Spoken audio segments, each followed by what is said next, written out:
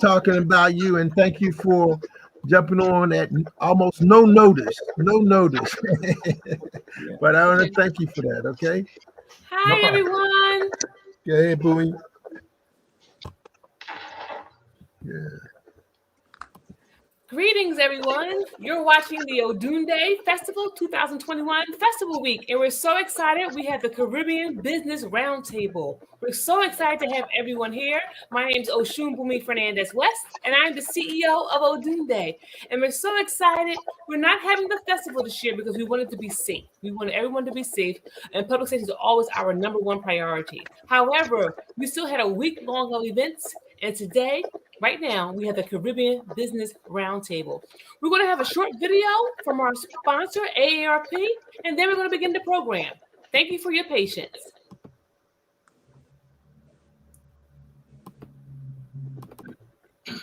AARP Pennsylvania, and I'm so excited you are here today for our program.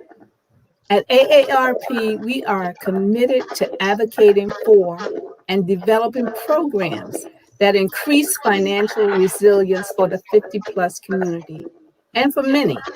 That includes entrepreneurship. Many entrepreneurs and small business owners are using skills developed during early careers to start successful businesses, all while enjoying the experiences that come with working for themselves. There's an empowerment to leading your own business, charting your own course, and walking in your own truth. At AARP, we're here to help you on your journey. AARP offers free, accessible, comprehensive resources for aspiring entrepreneurs. We collaborate with local economic development organizations to host workshops and provide hands-on assistance, coaching, and mentorship to meet the needs of diverse populations in their own communities. To learn more about AARP and how we support aspiring entrepreneurs, visit workforyourself.aarpfoundation.org. In the meantime, enjoy today's program.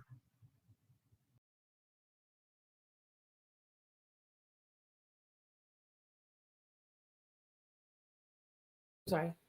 Thank you to AARP for being our sponsor. I'm now going to hand over the mic, the realm, to my board member, Mr. Stan Straughter, so we can begin the program. Thank you very much, Mimi, and congratulations again on the 46th annual Odunde Festival Week. And this is part of the wrap-up, the Caribbean Business Roundtable, and I want to thank the entire.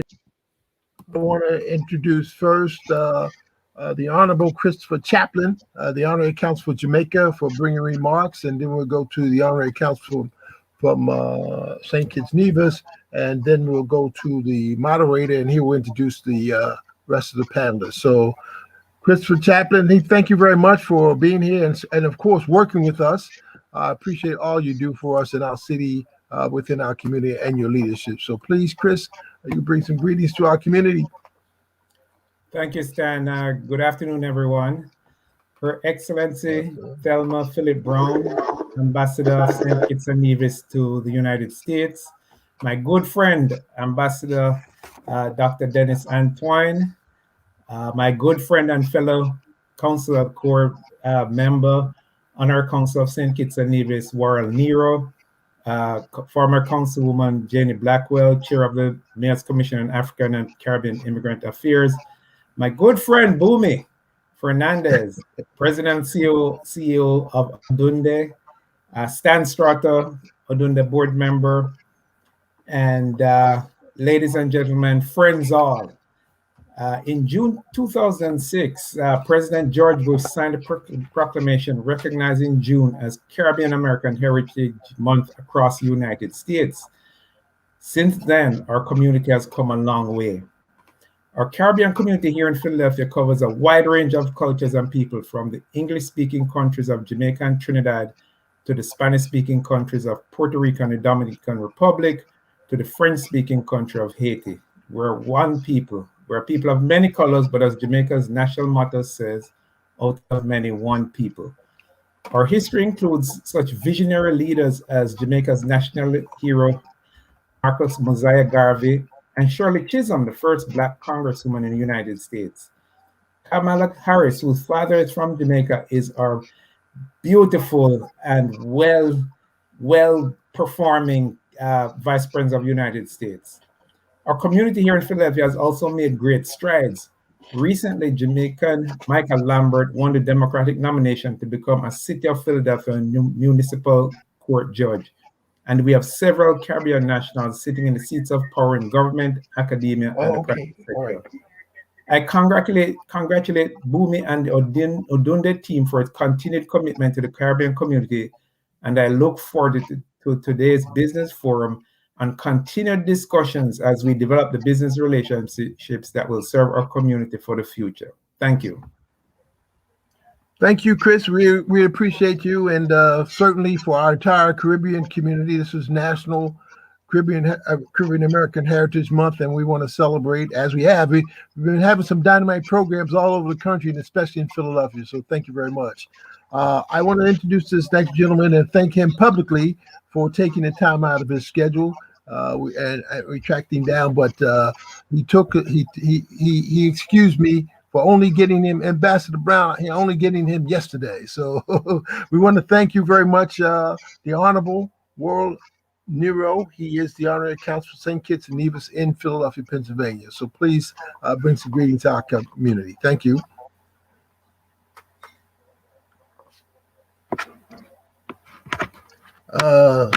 I think you're on mute. That's right. Hold 1 second.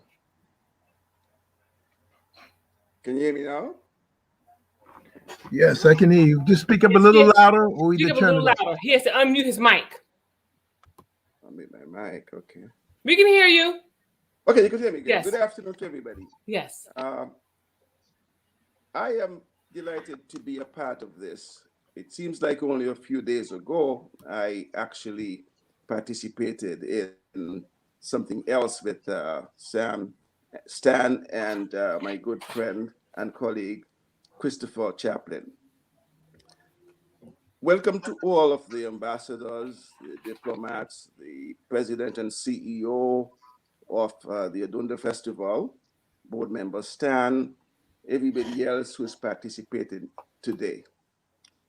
I am particularly delighted because I see my good friend who I have known my entire life, Ambassador Stelma Brown, as one of the panelists today.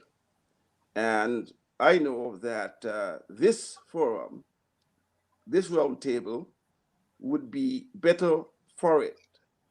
Anything that our esteemed ambassador touches gets better.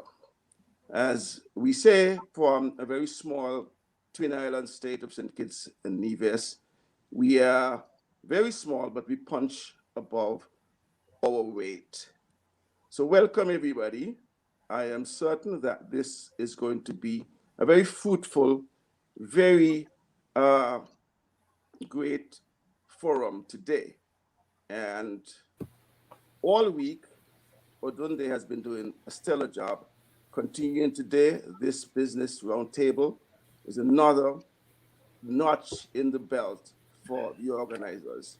So thanks and welcome all. Thank you. Thank you very much, Honorable. We appreciate you coming. Bumi, we continue on. I just talked to the council. She's going to get on, but we'll let her bring greetings when she gets on. So, okay? Okay. Let me, I'll check with Donahue when she comes in. So the next thing we want to continue with the program, and I'm honored to have with us again this year, Donahue Bailey, who is the chairman of the Jamaica Trade Council of Greater Philadelphia. By the way, he's an architect, so if you need any work done, that's what you can do. But his expertise is very valued in our city. So Donovan, please take over and handle the panel with our ambassadors. Thank you very much. Thank you very much, Brother Stan. Gentlemen, that I've known for many years, close to about 35 years. We have been rubbing shoulders. I thank all for being here this afternoon, those online and the panelists, our esteemed diplomats. And let me begin by thanking our sponsor, AARP of Pennsylvania, recognizing our host, Bumi Fernandez of Odunde. This is our 46th year of the festival. And what I'd like to do is to essentially go into the program itself. I'll be introducing from the top Ambassador Dr. Stelma Brown, Her Excellency from St. Kitts and Nevis, His Excellency Ambassador Dr. Dennis Antoine, retired from Grenada, and our Honorable Jane Agnes from the Jamaica Trade Council in New York. Without further ado,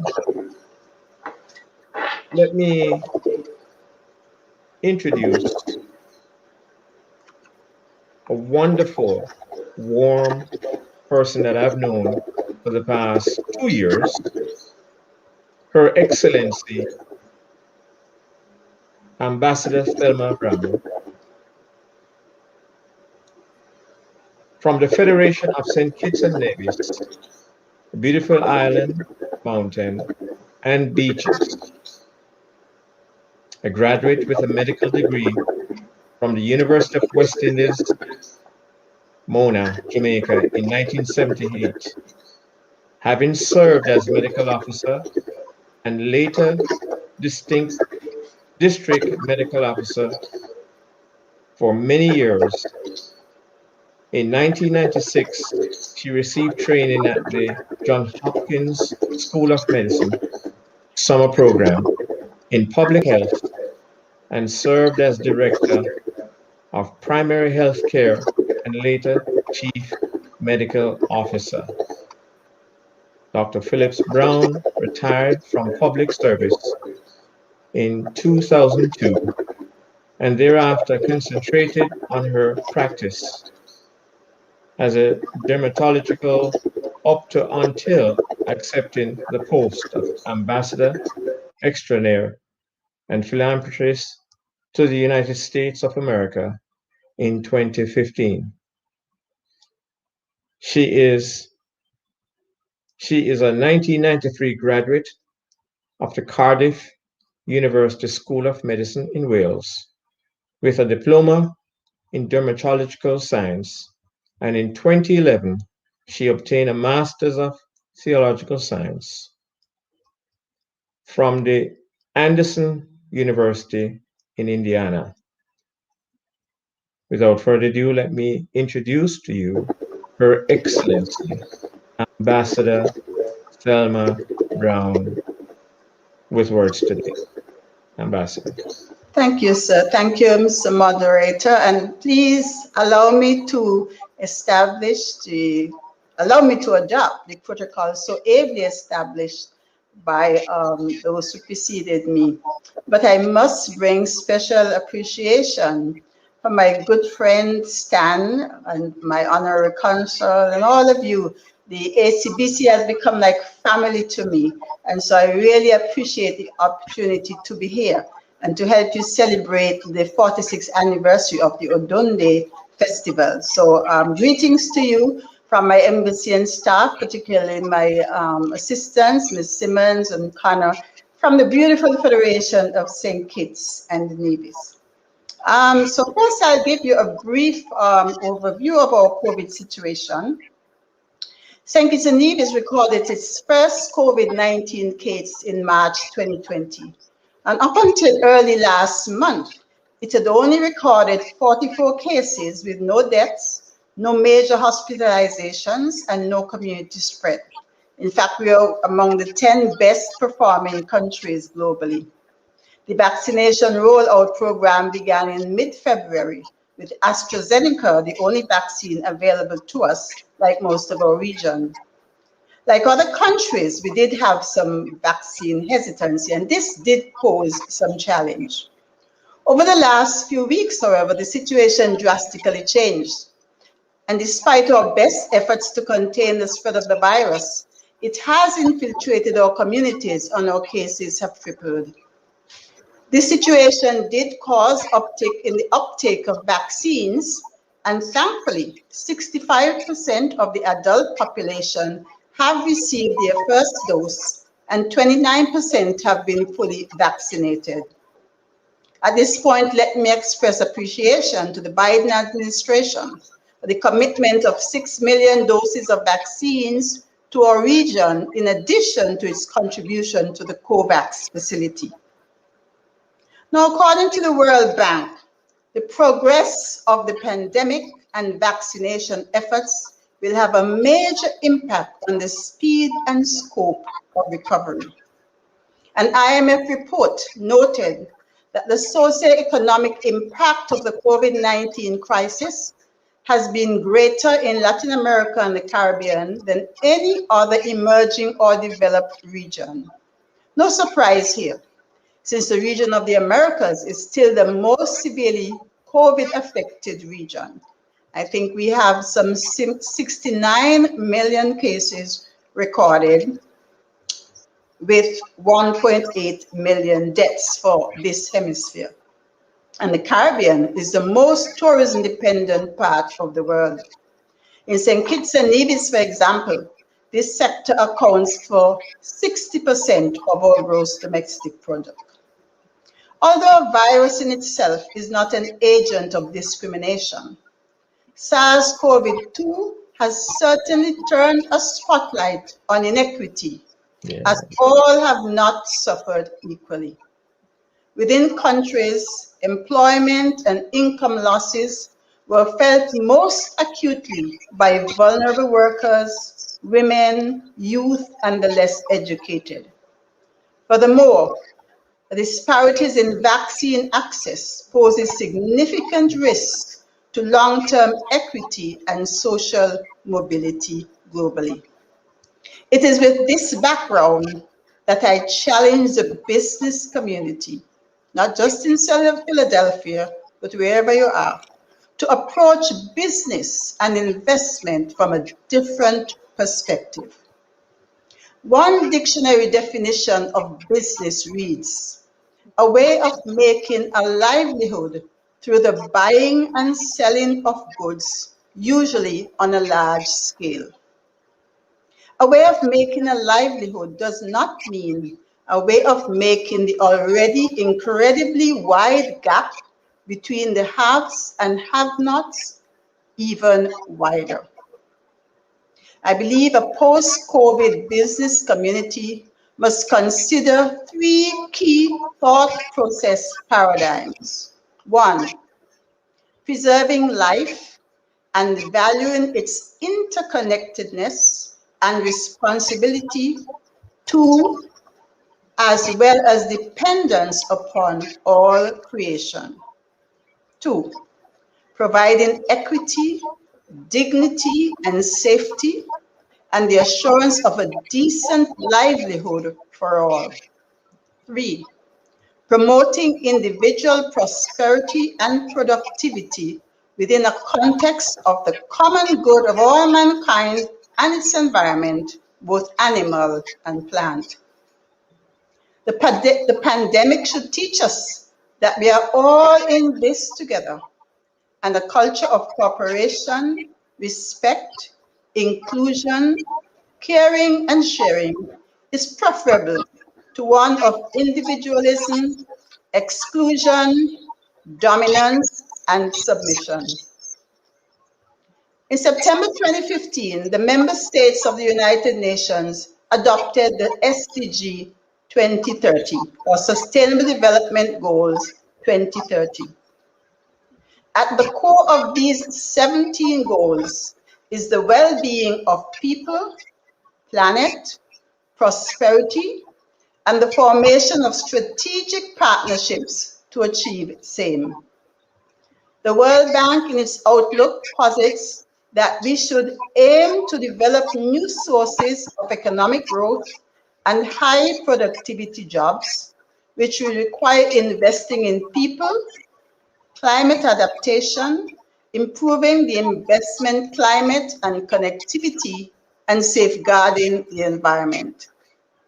For our part in St. Kitts Nevis and in the wider Caribbean, as outlined in the Caribbean Strategic Plan 2016, the ultimate aim must be to produce the ideal Caribbean person.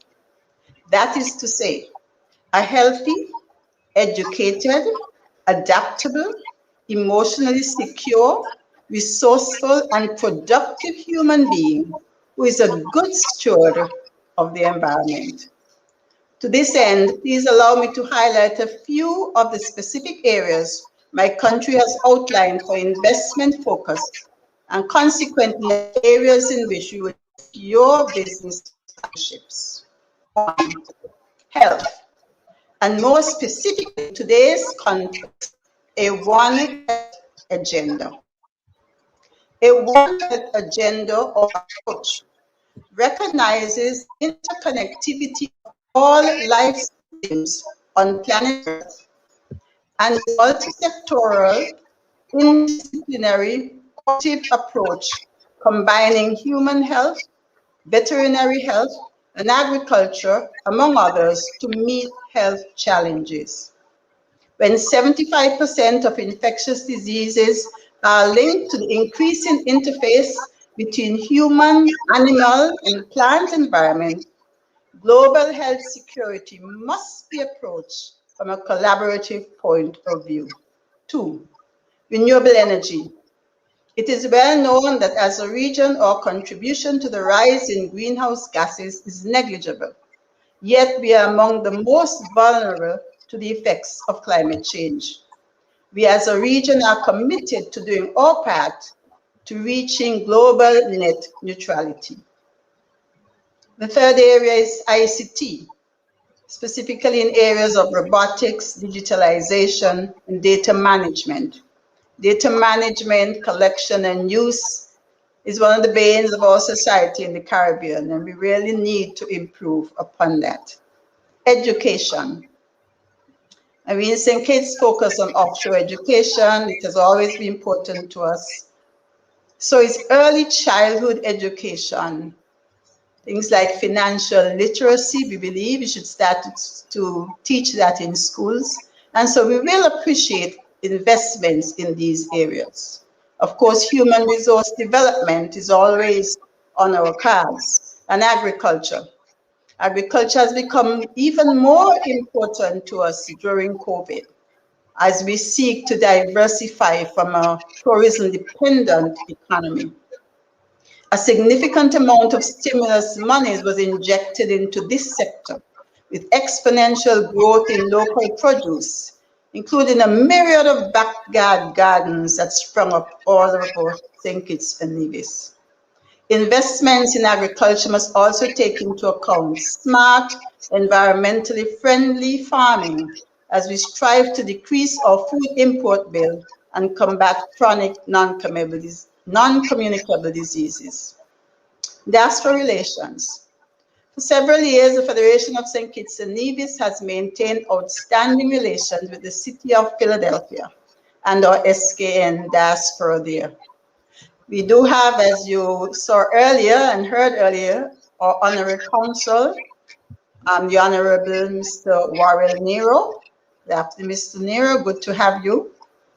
We also have a committed diaspora group, and we have a newly formed the St. Kitts Nevis Tri-State Association, and have strong contacts with other associations like the South Jersey Caribbean Cultural Organization.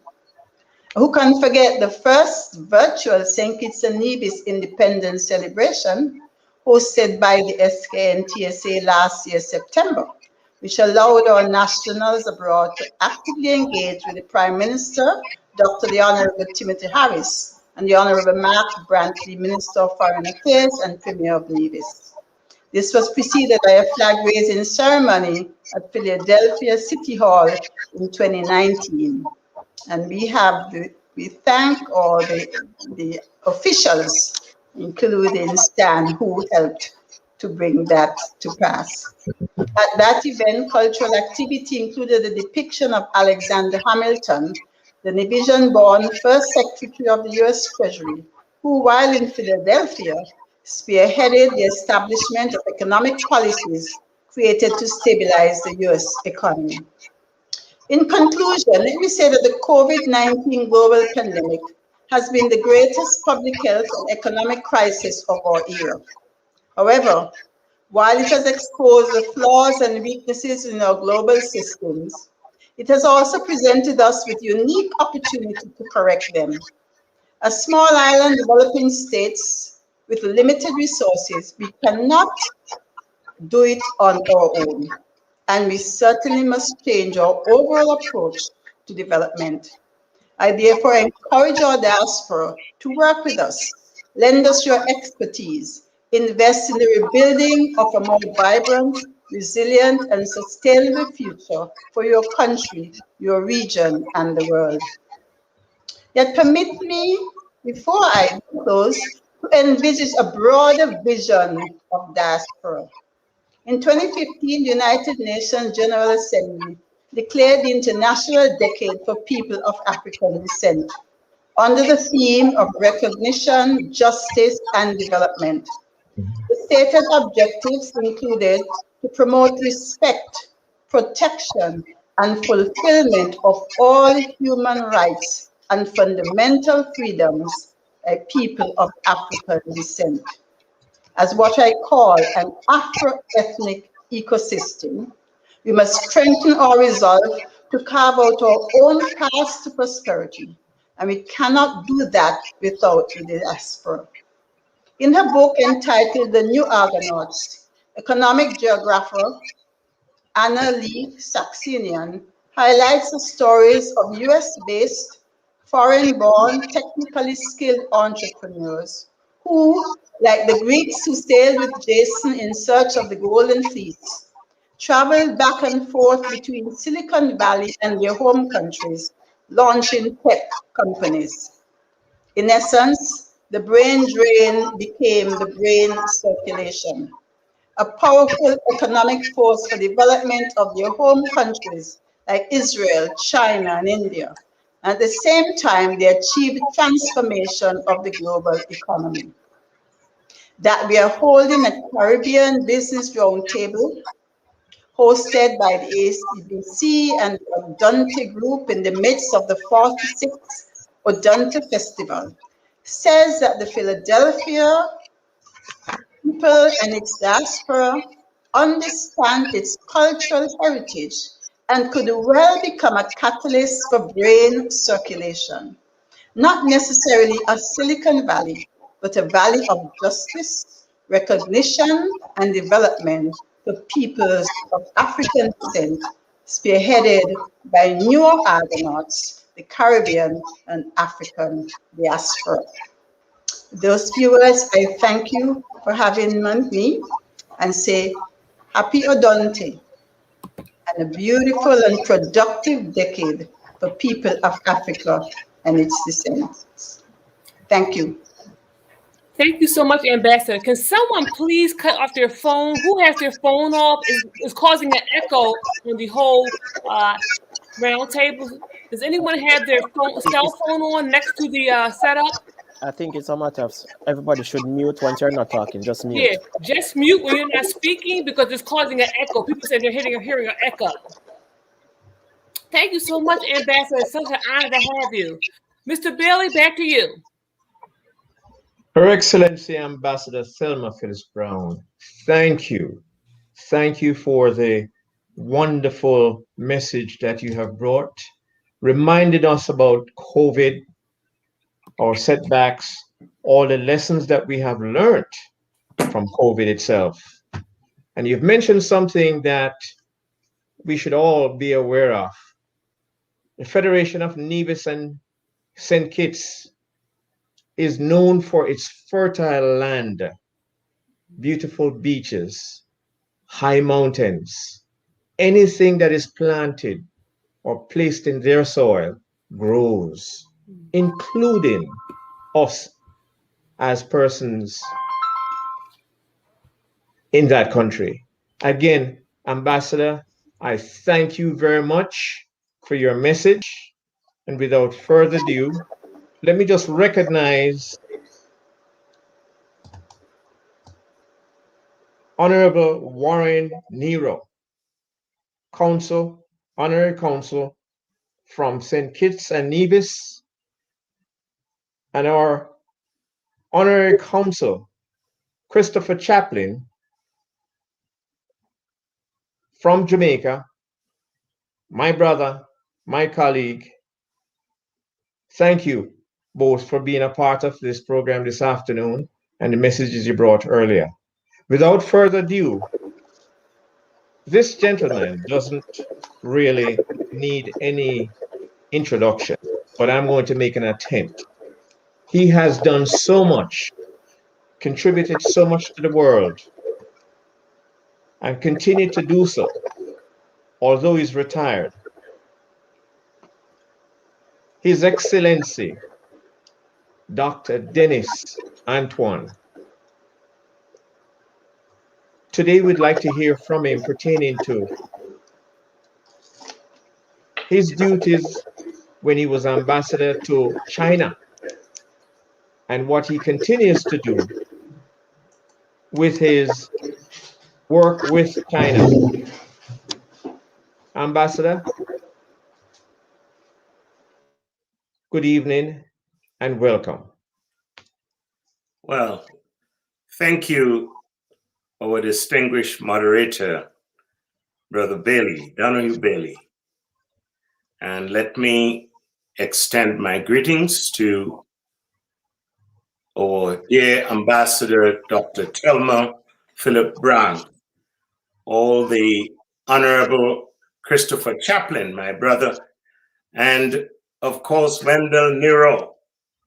And I cannot go on without expressing my greetings to Councilwoman Blackwell and our energizer, Olubumi, on this 46th anniversary of Odunde. And I salute Brother Stan for continuing to bring us together. Today, I was asked to talk a little bit about Caribbean, China, US relations. And I want to express my gratitude to the diaspora, such as the Caribbean Council in Philadelphia, who has always reached out to keep us together, not just talking, but looking at ways in which we can consolidate our efforts.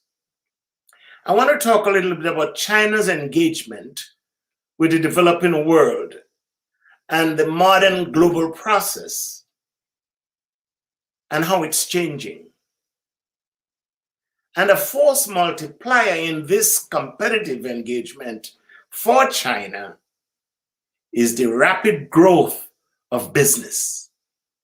But today, against the global economic challenges, which is brought about by COVID-19, which our ambassadors of St. Kitts spoke very, very informative about, there is a strong domestic consumption going on, both in the US and in China. However, China is now forging and strengthening bilateral ties with many countries. The relationship between China and many small developing states has also expanded. And China continues to carve out a new front in global economic development. Now, the country's next chapter in nation building is unfolding through the wave of funding in massive global infrastructure projects in its Belt and Road Initiative, where the US pulled out, China reached out to provide much needed access to financing for infrastructure, and is also providing education and training scholarships for developing countries in critical areas toward human capacity strengthening. Now, China has been described as perhaps one of the greatest economic miracles in world history, moving from a few dollars just over 40 years ago to $10,000 per capita today. Now, China is luxurious today, and China has considerably increased its weight in the global economy in recent years. So today, US-China relationship is facing turbulent times. However, in the more than 40 years since normalization of relations between China and the US, there have been both positive and some negative changes. Yet, most often, these changes have been mutually beneficial. So let us look at the current trends in the relationship between US and China, which seem to be steadily moving towards a long-term haggling, with the threat of an even more dangerous decline in relationship, which demands serious corrective measures. There is the threat of capital war, trade war, technology war, and it is significant to note that the US-China together, they account for 35 to 40% of the world's economy. So we must begin to think about the Caribbean. In the trade talks, for example, which is going on between the US and China, Chinese reformers are talking to, US reformers are talking to Chinese hardliners. Now, the US is asking China to change with much focus on tariffs and industrial subsidy. What has become quite clear is the fact that the Caribbean and other emerging markets, let's say in Africa, need both US and China. A global liquidity is building in China and the US. They have high financial assets, therefore credit worthiness, which has been improving in the Caribbean, it has become essential to access financing. That is where I feel when there is trouble in the world, as we have noticed by the COVID-19, you need to look to your neighbors. Therefore, the Caribbean single market and economy can't wait. We must begin to consolidate. However, today, it is my view that obtaining smooth trading relationships between China and the US can be a complicated matter for the Caribbean, with logistics issues as a factor between the Caribbean and China. So China took advantage when it became open for foreign investment. You remember when the US and China reestablished diplomatic relations in 1979, US investors were looking for cheap labor and low rent costs. Right. So money was poured into China. Mhm.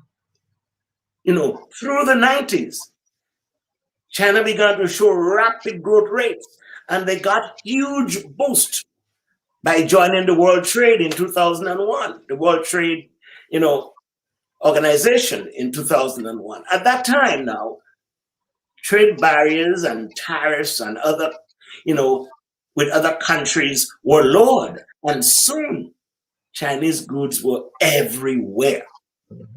Now, Mostly, the state, most recently, I think last week, the state-owned agency, news agency reported that President Xi Jinping wants to create a more trustworthy, respectable, and lovable image of China, which is a major shift from the autocratic diplomatic strategy Beijing is known for.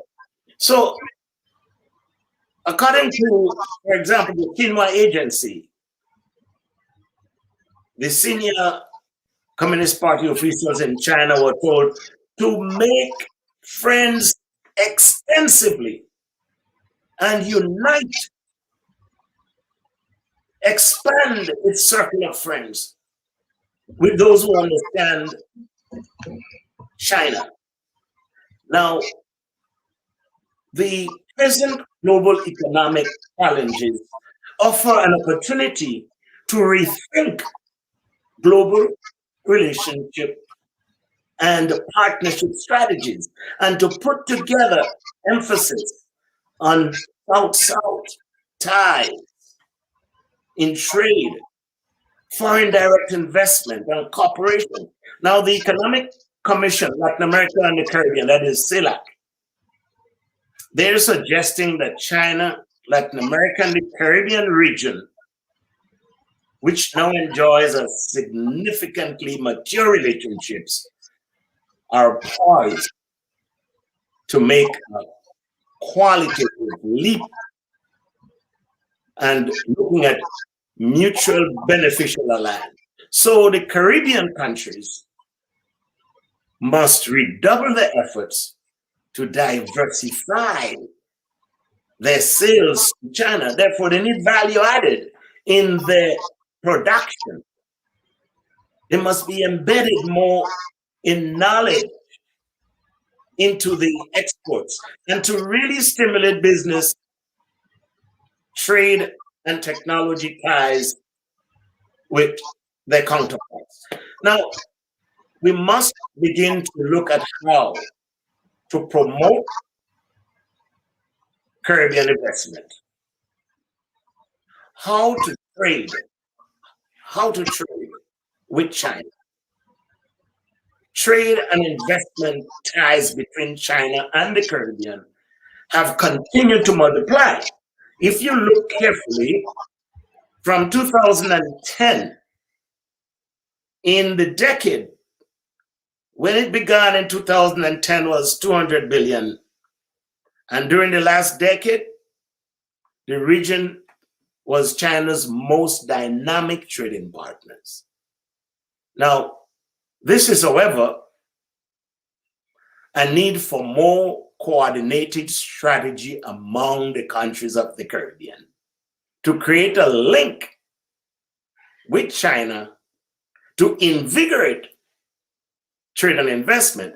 For example, the Caribbean nations' increasing ties with China have been used as a way to decrease the long over-dependence on the United States.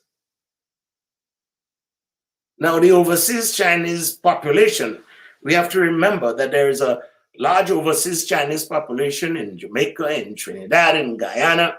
They help to make connections with the trade and the political links. If you recall, and up to today in 2021, 9 states in the Caribbean recognize PRC, and 4 states recognize ROC. Therefore, the One China issue is still an issue for CARICOM.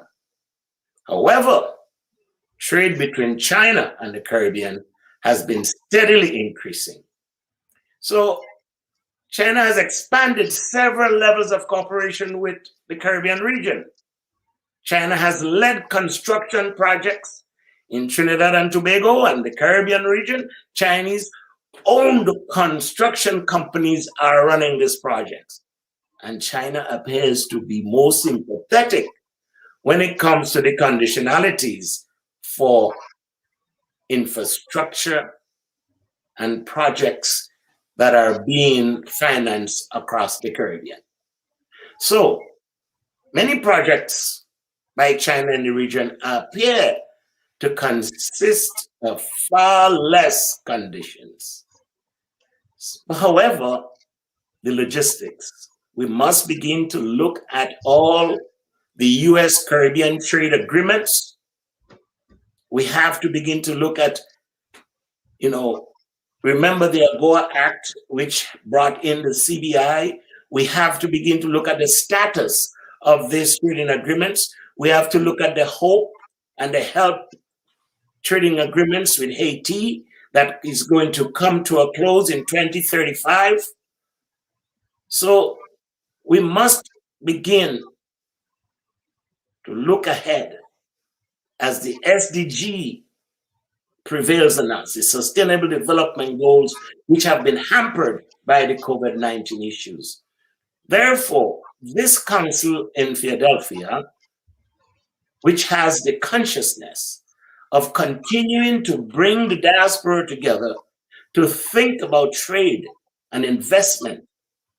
Trade and investment must be focused beyond material. Trade in services is very critical. And so I take this opportunity to give a sense that when we as ambassadors were sent to China, our efforts was development diplomacy, and we looked at diplomacy both in the form of trade, but also human capacity development, where we had several hundreds of young people training in China. And the diaspora of the Caribbean in China has grown. Therefore, we must make use of them. I want to stop here because I can continue to give my insights. However, it is important that we begin to look at the US as a major trade surplus with the Caribbean. And the US is our neighbor. In time of trouble, it's closer logistically, and we have a larger diaspora here. And I think it's critical that with the Biden administration, we begin to rethink our engagement. Thank you. His Excellency, Dr. Dennis Antoine, thank you. Thank you for that brief history on how China came about in our region. From 1979, I remember the World Fair in New Orleans in 1981, when a lot of the majority of the World Fair, the majority of the goods were from China. To today, and what is it that we should be looking at for the future in reference to the relationship from China to the Caribbean, and how we may strengthen and not taking advantage of our relationship with China. As I mentioned before, His Excellency Ambassador Dennis Antoine he has taught us in many ways, in many of our universities here, through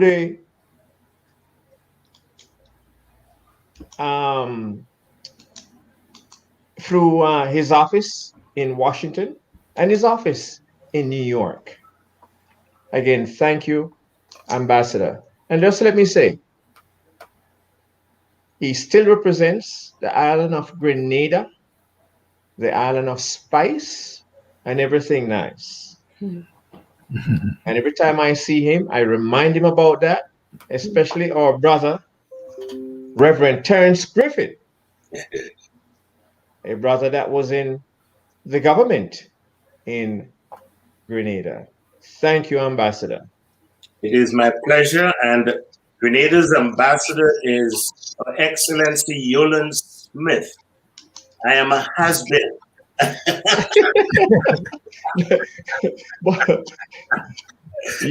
Ambassador Yolande, I know, is thanking you right now for what you have contributed today and continue to contribute to Philadelphia, to the Odunde Festival, and all of us here. Thank you, Ambassador. Without further ado, let me introduce our next guest, my brother, the Honorable Shane Agnes. Angus is the manager for the North American Region Office, Canada and America of Jamaica Promotion Corporation, JAMPRO. He has held this position for approximately 1.5 years, but has been with the organization for 6 years. In his previous role, he was manager for the business process outsourcing and information technology sector, where he successfully grew the industry over 40,000 employees and over 65 companies operating in Jamaica. Before JAMPRO, he had worked with various multinationals, helping them to increase the market share in Jamaica. He hopes to continue this success by driving the various strategies of JAMPROs, which are aimed at increasing foreign direct investment into Jamaica and to increase export of Jamaica's product through existing and new distributors and to unearth of new market opportunities across the sector in North America. Without further ado, let me introduce our Honorable Shane Agnes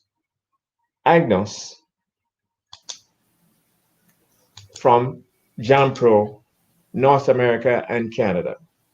Shane. Oh, thank you, Donahue. I see you're struggling with your name. It's actually Angus from Angus. Angus. You know? Oh, okay.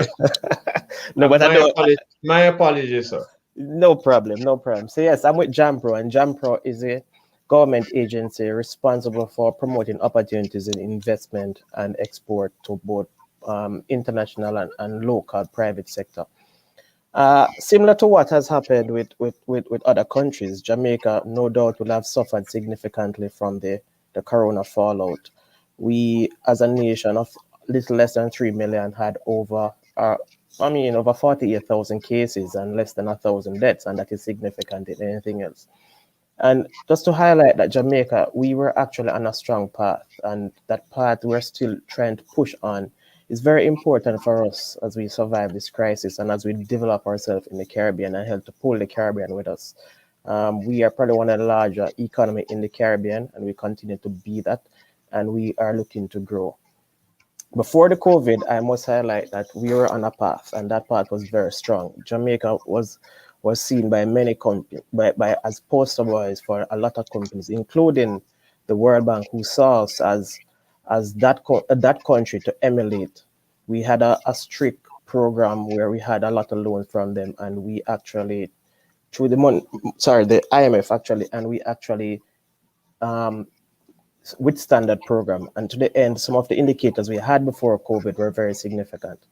We were actually had the lowest unemployment at that point ever in the history of Jamaica. We were down to 7.8. We had a stable inflation rate of 3.4, and we were holding that quite well. Our debt to GDP ratio a few years ago was over 140%. And before COVID, we were down to 90%, which is very significant. And this was felt across the world as Jamaica, our stock market actually was the #1 performing stock market in the world in 2015 and 2018. And to even further compound where we were, World Bank actually ranked us as the 6th best country in the world to start a business and the 71st best country in the world to do business with. So we had a strong trajectory, and then we were holding our own. And then the pandemic hit, and like every other country, we would have suffered. We suffered from the loss of production due to illnesses, quarantine, and other conditions. Our major sector, hospitality, which include tourism, got the biggest hit. And we saw a major fallout in that regard. as well as we saw that a lot of countries were in trading again. People started, the decline in trading actually was slowed, and we actually felt that as a nation that depends a lot on trading. However, that didn't stop us. I think we responded pretty well to the COVID. Our government did very well, and from the onset, they started out to see how best can we sustain this economy, how best can we keep it afloat to ensure that we don't go down. And a few things were done. We started with a $25 billion fiscal stimulus package, which was used to cushion the impact of the virus on business and employees. Added to that, micro, small, and medium enterprises saw a tax credit of over $1 billion, which they could use to actually sustain their cash flow through this period. We also saw the government giving grants to companies that has revenue less than $50 million, and that too helped them to move along. But importantly, I must commend our government on moves that they made in sustaining or recognizing those winners and putting things in place to keep us afloat during then. And one such move is the outsourcing space. Through JAMPRO and the Outsourcing Association, we lobbied the government and the Special Economic Zone to say, listen, we have to have things in place. And this is very good on how responsive we were to ensure that this sector survives. And this sector now more than ever is needed around the world. As persons move from regular buying to online services, Jamaica is one of the best nearshore destinations for outsourcing, and we couldn't afford for that to go down.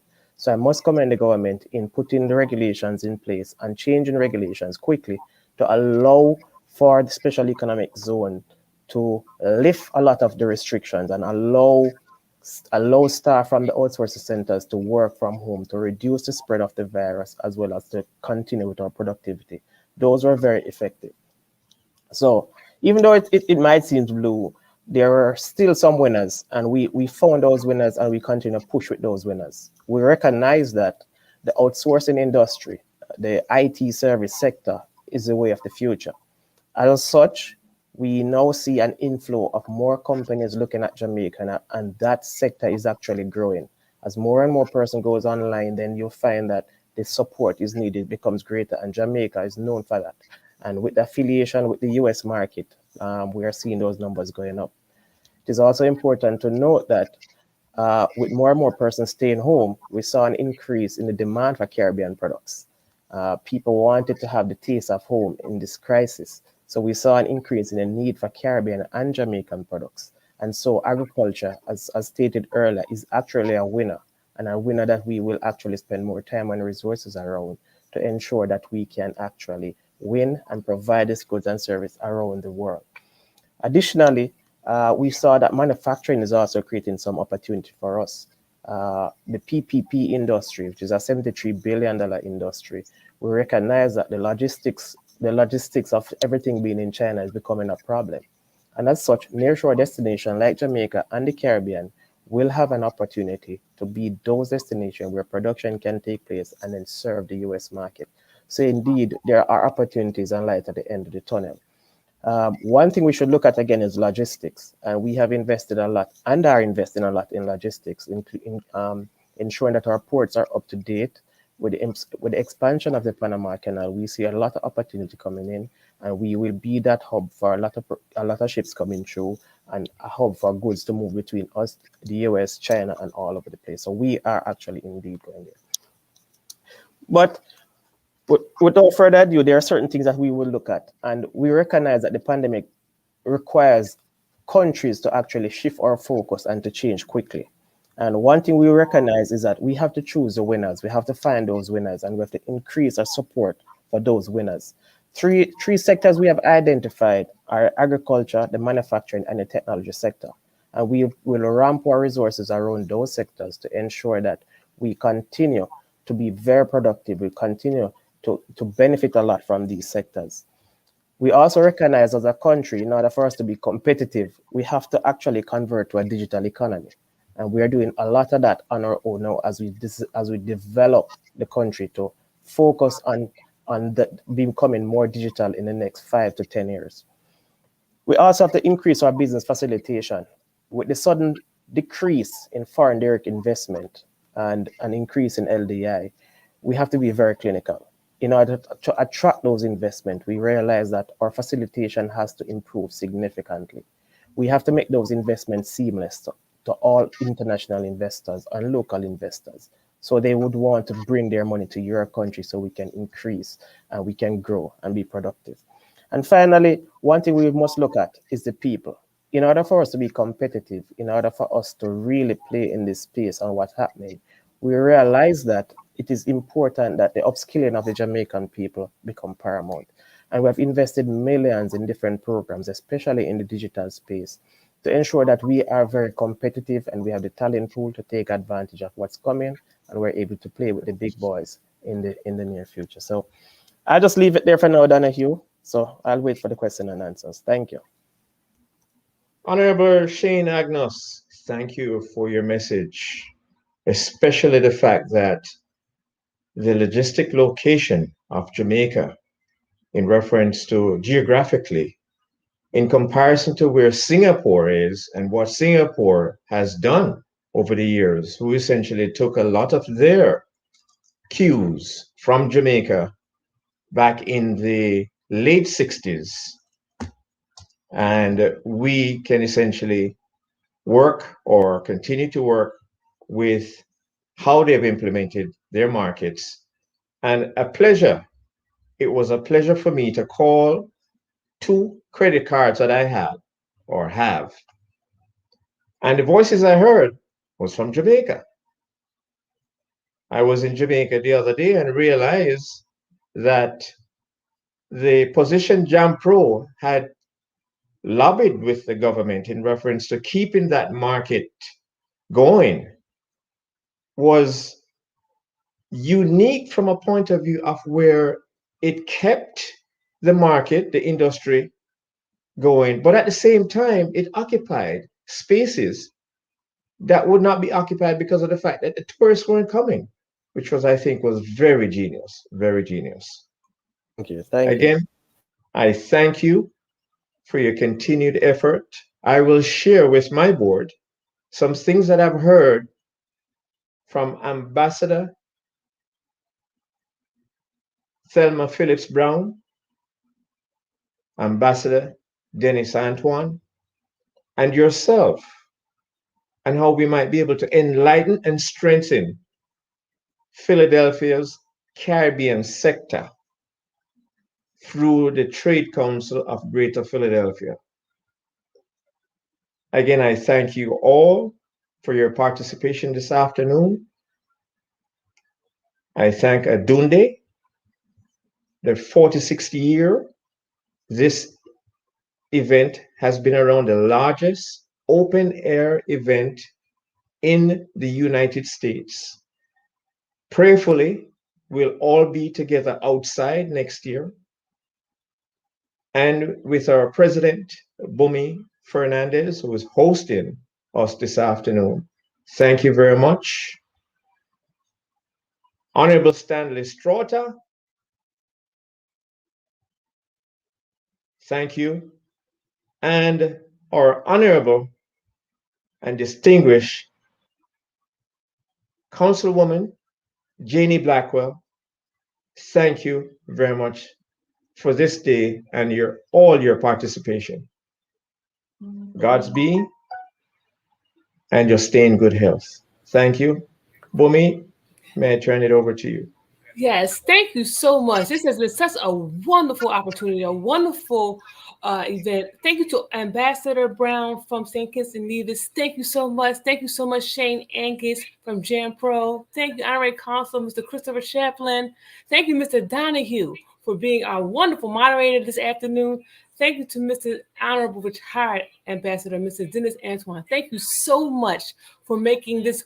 We wanted to create an event or a program where we can inform and educate people. A lot of times people do not have access to people of your power, of your magnitude. And it's all have to buy tickets or you have to know someone. So we wanted to remove that middle person, and we wanted to create a program where people can come, my age, younger, millennials can come, get information, get knowledge, and learn how to do business internationally. So this is the purpose and the mission of our Caribbean Business Roundtable and our African Business Roundtable. Is to remove the middle person. You don't have to know someone. However, you can have access to these powerful people and learn information that can help you grow your business internationally.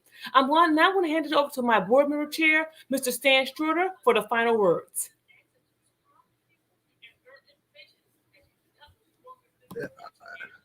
Thank you very much, Boomy. I certainly want to echo your thoughts and appreciation to all of our guests. I want to challenge them, though. 2026 is the 250th anniversary of the founding of the United States of America. And we need to get together to show the contributions of the Caribbean nations to making America a success. We would not have had a financial system at all if it wasn't for the guy that was born and grew up in St. Kitts Nevis. Okay, the first secretary of finance of the city. Our country. Of course, what can we talk about Jamaica? You got to say Jamaica in the United States is like the suburbs. And we have to look at how that history is important from the very beginning, even to the great scholars that have taught us about colonialism and the great Marcus Garvey, and of course Grenada. I mean, one of our last presidents attacked the nation of Grenada, and took down its head of state. So this is the interactive history that we have to continue to tell. Who can we say about Haiti? I mean, if it wasn't for Haiti, the first Black free nation in the world, and if it wasn't for Haiti, everything west of Louisiana would be another country by now. But I think that history is important. I'm being the oldest guy on here. I certainly lived part of that history. But I wanted to say that I'm challenging all of you guys to come together to help us tell this story, especially in this time of reckoning social justice and equity. So I appreciate all of you. Certainly, Ambassador, you have been there for us all the time. Antoine, in addition, team, Antoine has written a great book. He's written a number of books, but one of the books I'm aspiring to have him help us with now is to young people. We are entering a time in the history of this world that most of everybody on the planet will be of color, especially Black and brown. Now, how do we plan our young people, my grandson, my great-grandchildren now, that they will be the leaders of the world in the next generation if we don't teach them about global governance, the control of the nation, how to deal with resources, how to run the United Nations? I mean, that's the problem with the United Nations now. There's so many Black nations. The white people in China and Japan are trying to figure out how to still control it. There's nothing they can do about it. We're here. They got to deal with us just like we've been dealing with them for the last 500 years. So his books, his knowledge, his contribution is very important. So my children, my grandchildren, they're not going to sit around the UN and scratch their head. We're going to take over.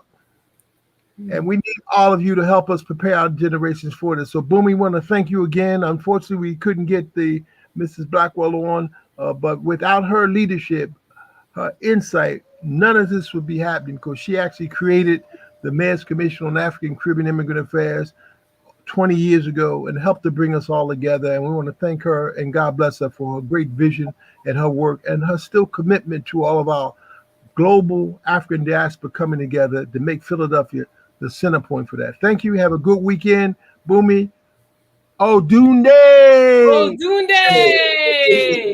Thank you, everyone, for joining. Thank you for being a part of it. You're watching Odunde Festival 2021 week. This is the Caribbean Business Roundtable. Thank you to everyone for supporting us. Thank you to everyone for watching. Go to our website to see our summer activities. And we'll see you tomorrow at 10 a.m. here for Odunde yoga class. Thank you, everyone. Bye. Thank you. Bye. Odunde. Odunde. Odunde.